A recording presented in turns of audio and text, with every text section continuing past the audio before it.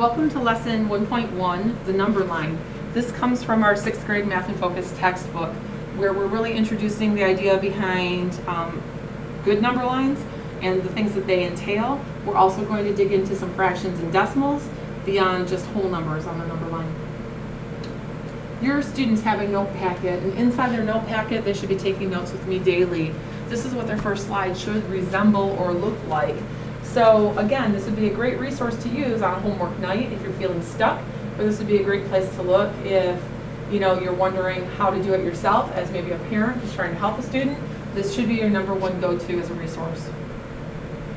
If you take a look, our first slide says, for part A, draw a horizontal number line to represent the whole numbers between 5 and 12. Well, we don't read like that in the classroom. I make my students read more like this. Draw a horizontal number line to represent the whole numbers between 5 and 12. The reason for the drama is because students like it, and also because it reminds them to throw their arms to the side and think of horizontal, meaning from left to right. I know part A must be sitting here. This is our horizontal number line.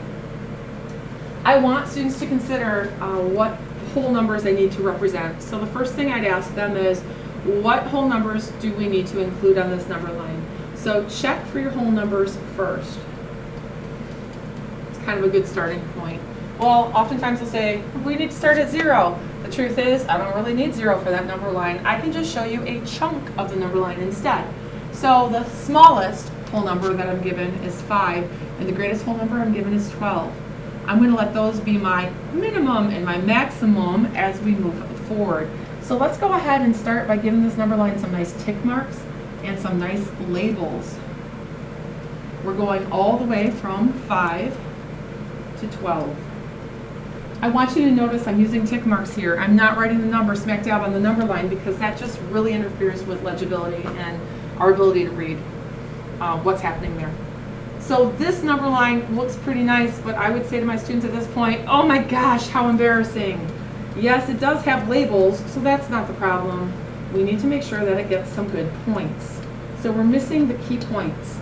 Well, I want numbers that are between 5 and 12. I start to talk to them about this between being a bully. If you notice, between is kind of leaving some things out. So a number that's between 5 and 12 here might be 7. Yep, 7 is between 5 and 12. Oh, so is 10. Notice I'm plotting my points smack dab on the number line. I want to continue doing that. I don't want them floating away like astronauts or sinking to the bottom of the earth. Let's keep going. Are there any other numbers between 5 and 12? The answer is yes. 8 is between 5 and 12. Oh, I think 6 is between 5 and 12. Sure is. How about 9? Yep, 9 is between 5 and 12. 11? 11 is between 5 and 12. And now it gets tricky. Should we include the 5 and the 12? Check your keywords. Between.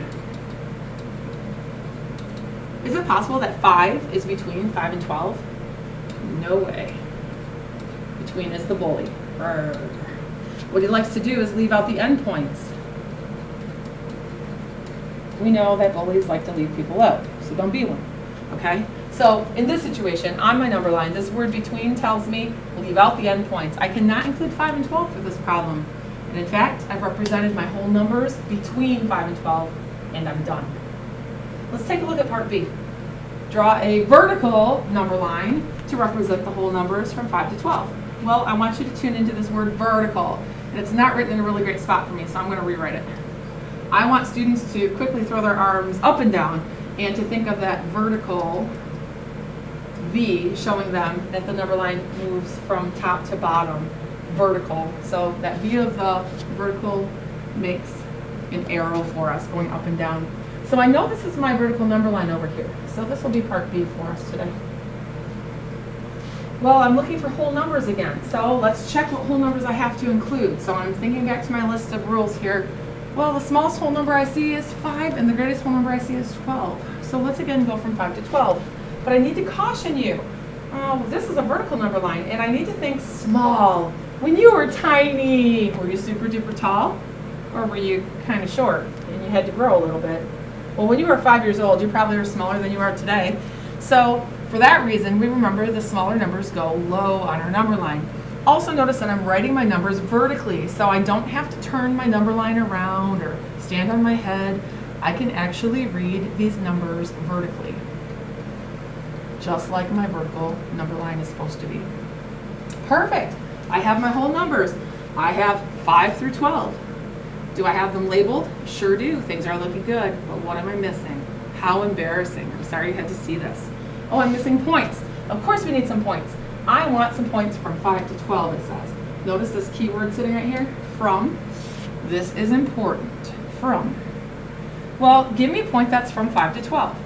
Well, my students are probably going to say 6 is from 5 to 12, 7, 8, 9, yep, 10 is from 5 to 12, 11, and then they get really nervous because we know last time we left out the bully between. Well, what about this word from? What should we do with it?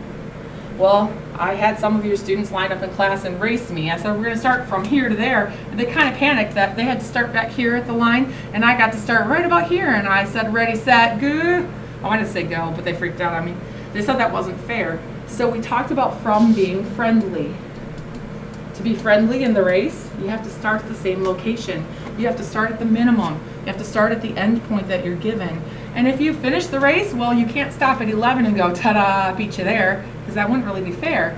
So we're going to be friendly. We're going to include everyone all the way to the end point. From is a friendly term. Include your end points. Notice from and friendly, start with some key letters, and between and bully do also. Kind of helps me remember which is which. So if I follow these rules, I've marked my whole numbers with some intervals, I've labeled them well, and I have points on my number line, and I've tuned into these keywords a bit, I'll be good to go. Take a look at the next slide.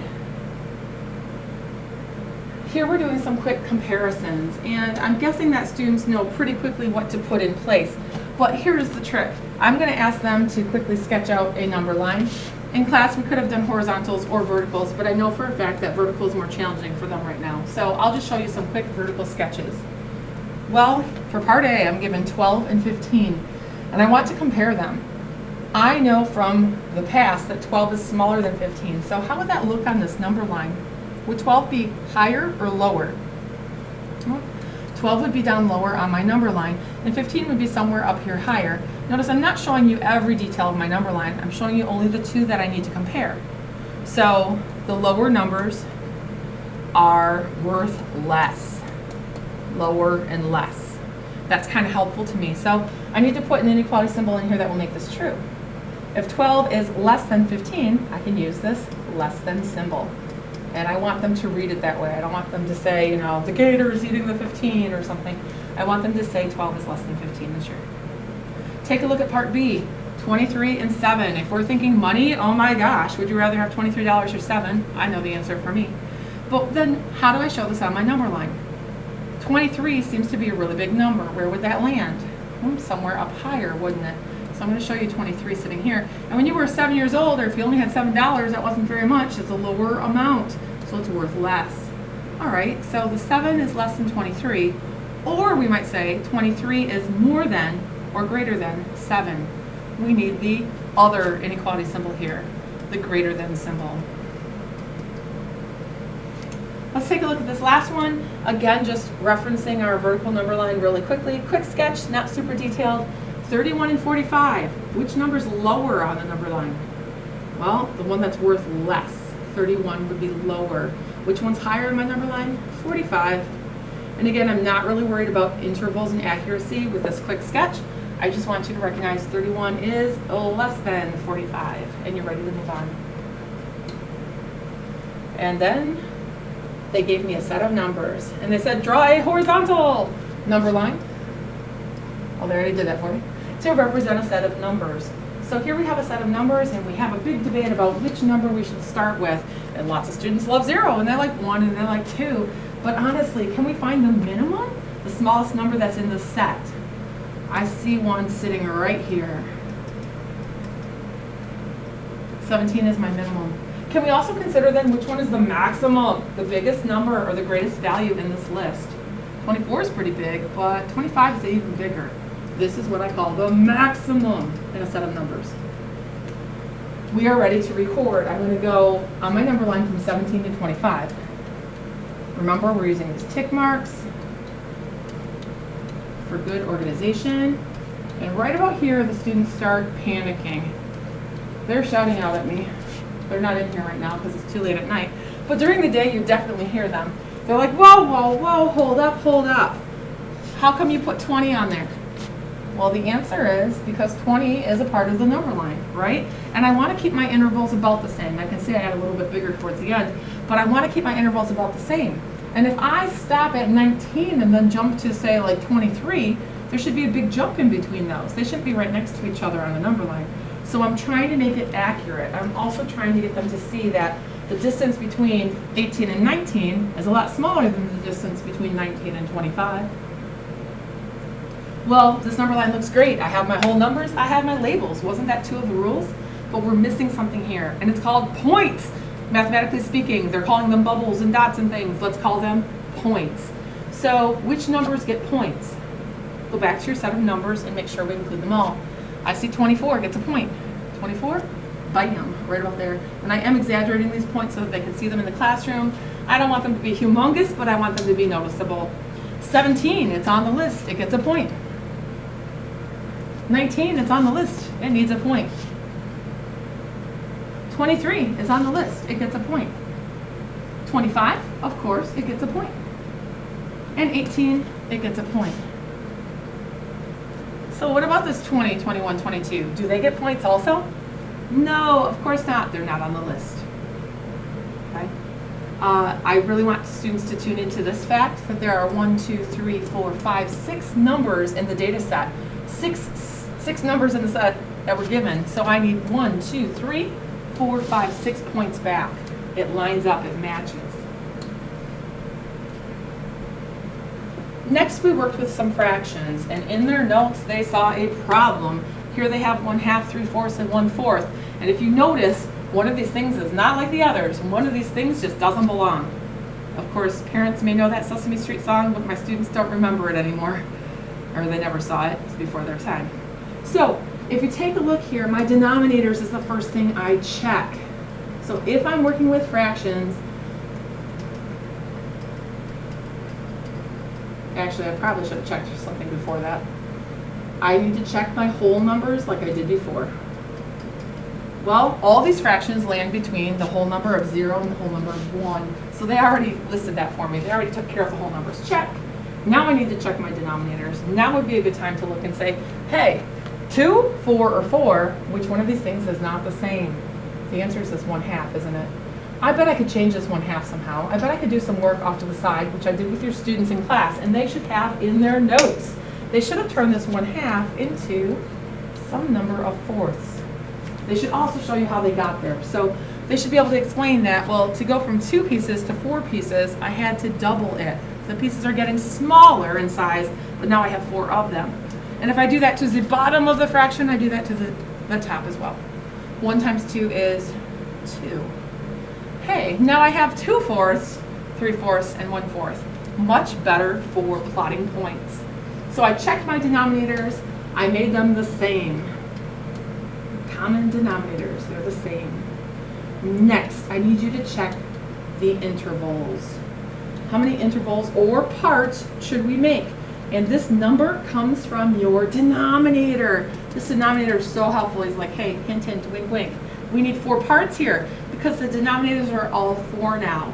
So to do that, I might have the students hold up 4 fingers. And when they're holding up their 4 fingers, they might see that there are 1, 2, 3 lines in between. If I make 3 equally spaced lines here, I should end up with 4 parts. 1, 2, 3, 4. Notice we're counting the intervals. 1, 2, 3, 4. It's kind of like the gaps between, isn't it? And this number line, well, now we go back to our other rules. I need to check to see if it has labels, and it doesn't. It's pretty embarrassing. And in a minute, I need to make sure it has some points. So just giving you some steps to follow each time you're looking at a fraction problem like this with a number line. We need our labels next. So if I'm at 0 and I make 1 hop out of 4, that's the same as 1/4. If I hop a second time, this next tick mark would have to be 2 out of 4, or 2/4.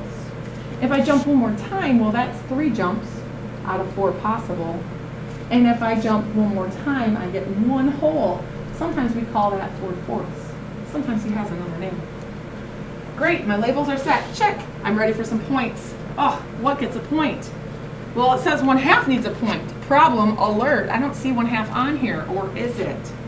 Oh, that's right, he has a nickname. He's known by 1/2 during the day, but 2/4 by night. Okay? It's kind of like Clark Kent and is it Superman? Some students are going to laugh at me because I don't know.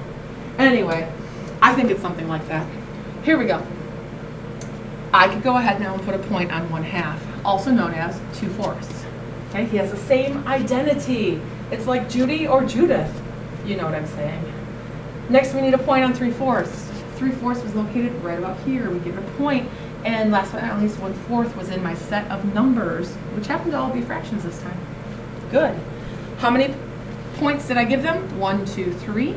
How many numbers were in my set? 1, 2, 3. We are ready to move on. For your next set of notes, they don't just give me fractions, they also give me these crazy things, which are called mixed numbers. I noticed something. They already gave me whole numbers. Here, 2, 1, and 0, whole numbers. Check.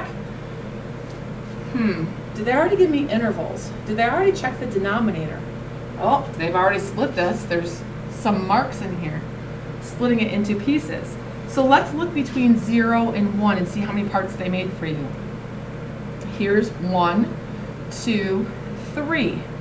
They split it into 3 intervals. We might also call that thirds. Did they do it again between 1 and 2? So I look between my whole numbers. Are there again 3 intervals? 1, 2, 3 intervals. And that's also the same as thirds. Which really means I better check these fractions and make sure that they did things well. What's the denominator in each of these? Oh, 3. Perfect. Things are looking really good. Now the problem that I have here is that this number line's pretty embarrassing. What's the next thing we look for? Oh, we need to look for some labels, don't we? So as we move along this number line, if I start at 0 and make 1 hop, or 1 out of 3 jumps, I have 1/3. Let's go ahead and label it.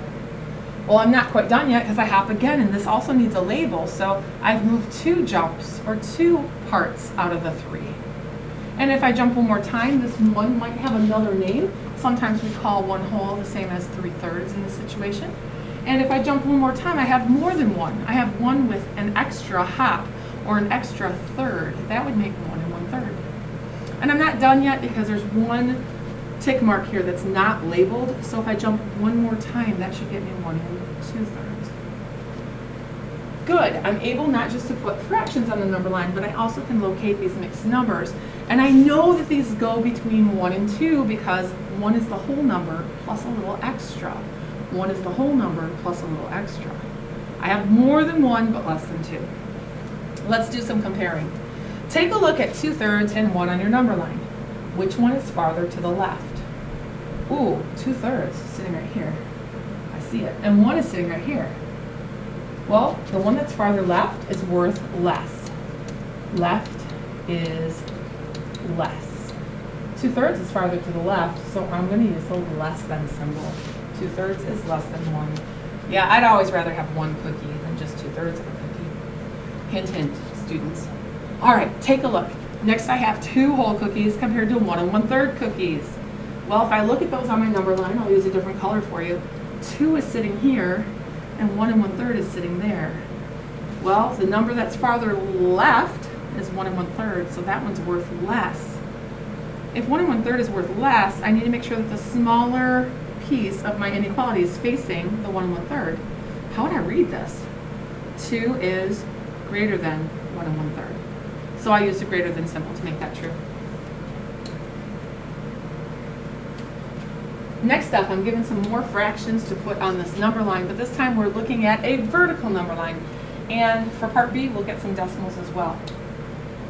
So part A, it says represent the fractions 1/5, 2/5, 3/5, 4/5 on a vertical number line. Notice that V of vertical, it's like an arrow shooting up and down, vertical. My students should fling their arms up and down when you say that word to them. Well, I hope they do. The first thing we should check for are whole numbers, and I don't have whole numbers given to me. I have fractions, so I need to think. 1/5, 2/5, 3/5, 4/5. What are they all in between? Well, the answer is 0 and 1. They're all more than 0, and they're all less than 1. But now, check that denominator. How many intervals should we make? Oh, they're all 5s. They all match. We're going to make fifths. So if you hold up your 5 fingers, here, I'll trace mine for you. Love that thumb. How many spaces between do we have?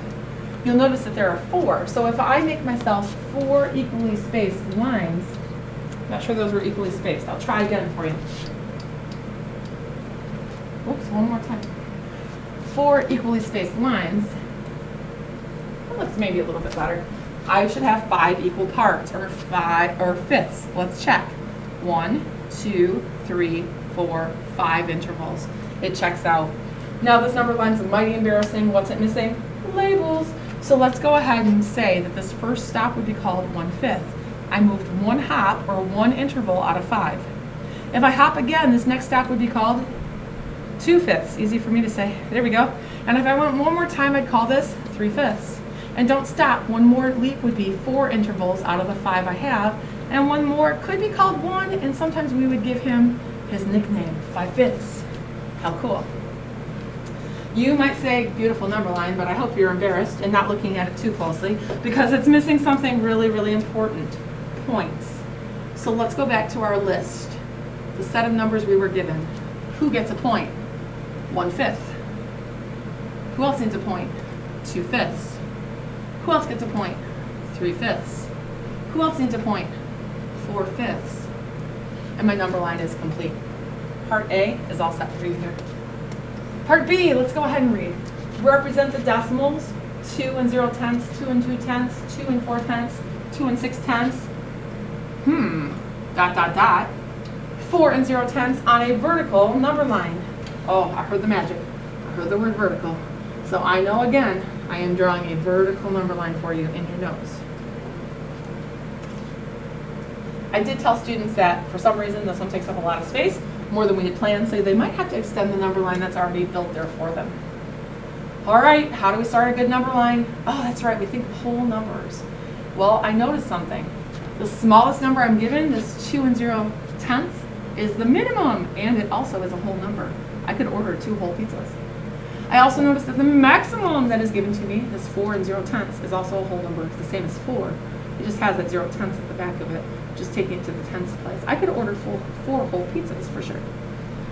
Well, with that in mind, I'm ready to set up my number line. I already have the whole numbers that I'm starting with. I'm starting at 2 and 0/10, and I'm going all the way to 4 and 0/10. Well, there's a whole number that should be halfway between those. What's halfway between 2 and 0/10 and 4 and 0/10? I hope you say 3 and 0/10. And now I need to make sure that I have spaces for all these other intervals, all these other labels along the way.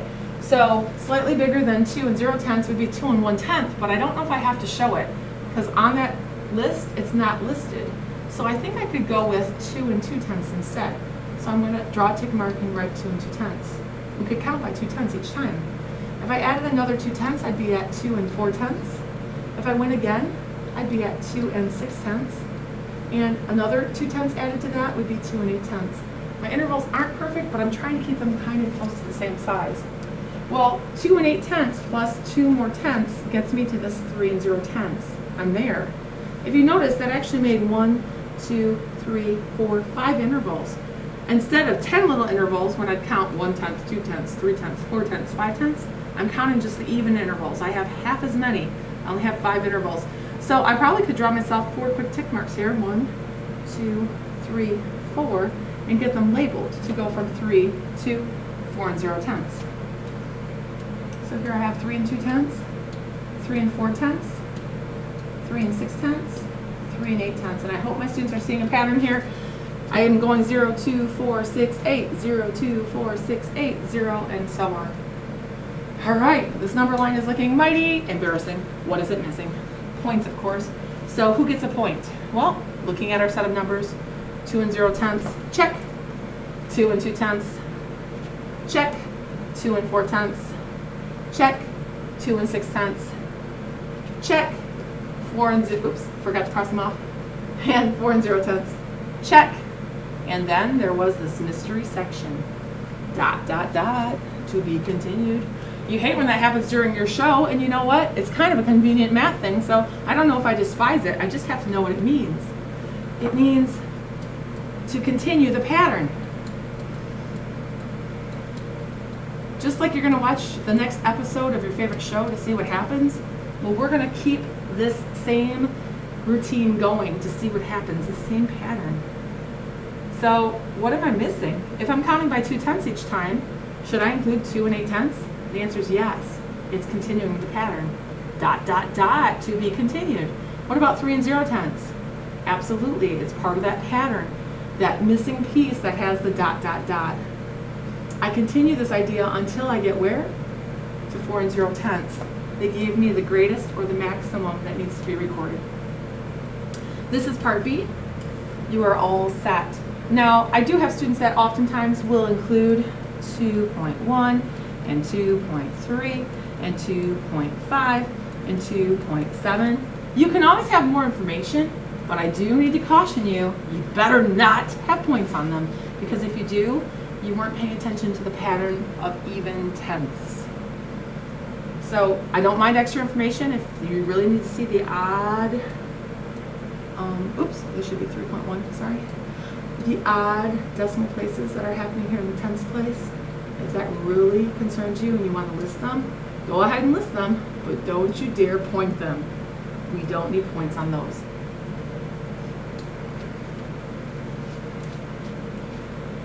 All right, now we're comparing with inequality symbols again, but this time we're comparing some fractions and some decimals.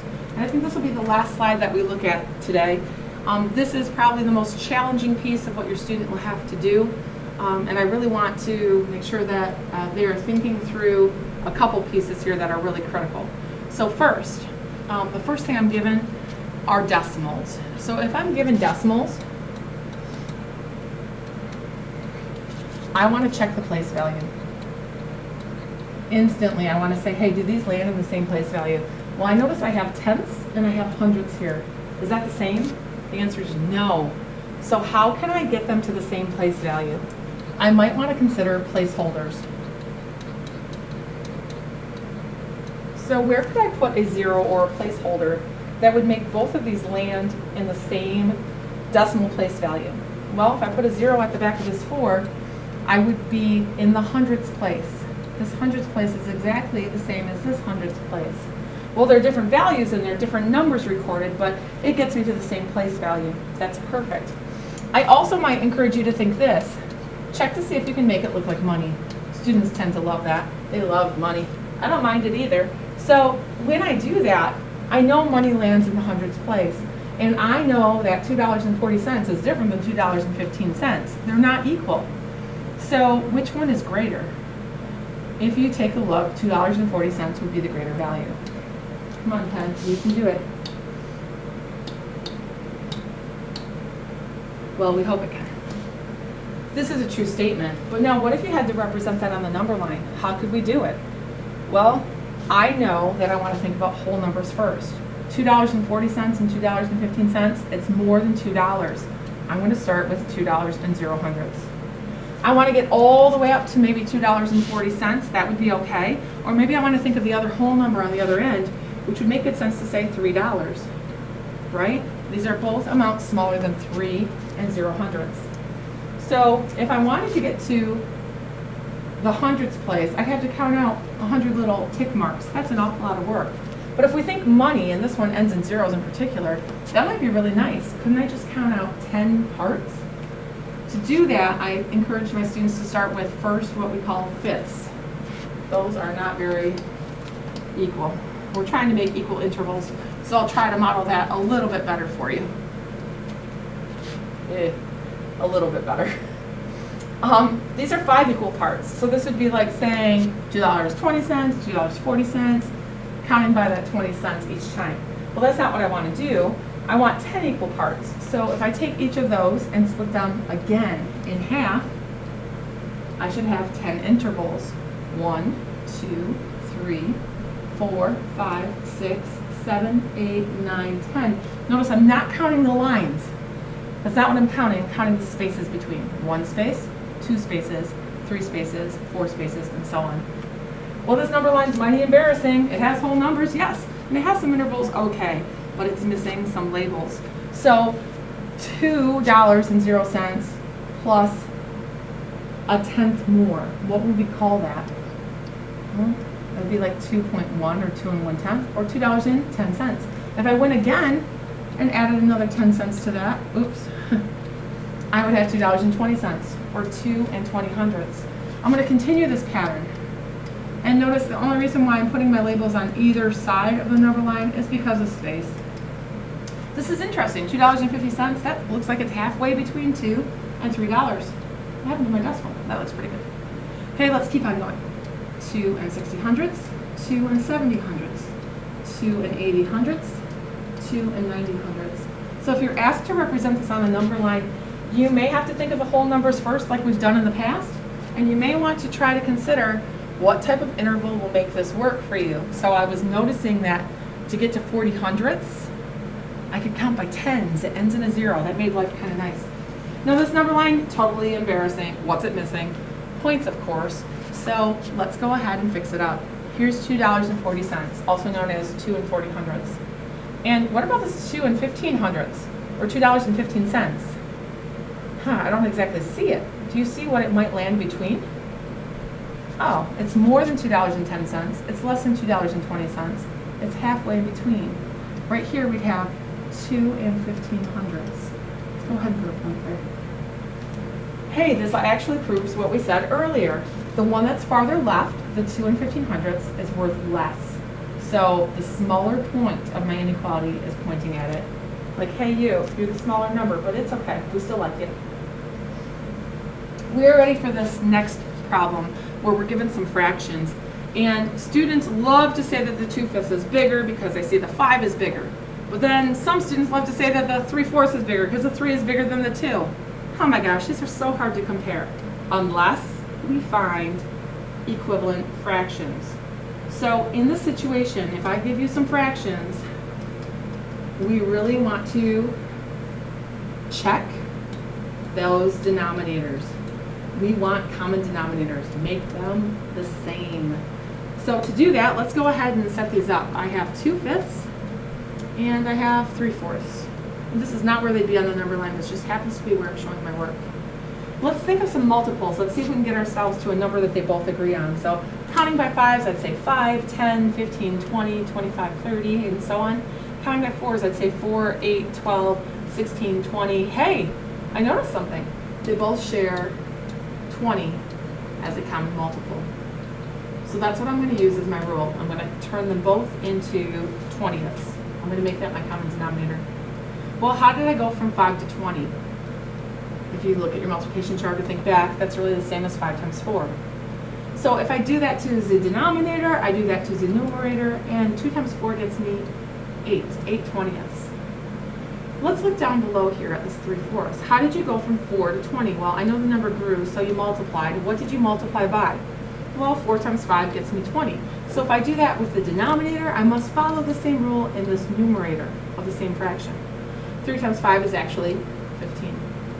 If I were to rewrite these for you, if I were to write over here 8 20ths compared to 15 20ths, and kind of ignore the fact that those original fractions were there, what would be true? Well, the denominators match, so who determines what's larger? Would you rather have 8 20ths of something you really love or 15 20ths? Most of you would like more parts of it, right? If you love cookies or cake or whatever it may be, you're going to choose more of them. So 8 20ths is less than 15 20ths. If that's true, guess what else is true? 2/5 is less than 3/4. Can we go ahead and show this on the number line? Absolutely. Where would I find 8 20ths and 15 20ths? What do they land in between? What two whole numbers would make this true? Well, they're more than 0, but less than 1. Now, 20ths is pretty painful to draw, right? 20 equal parts, but I think we're going to try it. So if you take a look, first I might start with fifths. So I'm trying to make my 4 lines to give me 1, 2, 3, 4, 5 equal parts. I don't want 5 equal parts, so I'm going to split those again in half. How many equal parts do we have now? Oh, we're getting more. 2, 4, 6, 8, 10. That's 10 equal parts. Well, how am I going to go from 10 to 20? this is where I'd say let's split them again.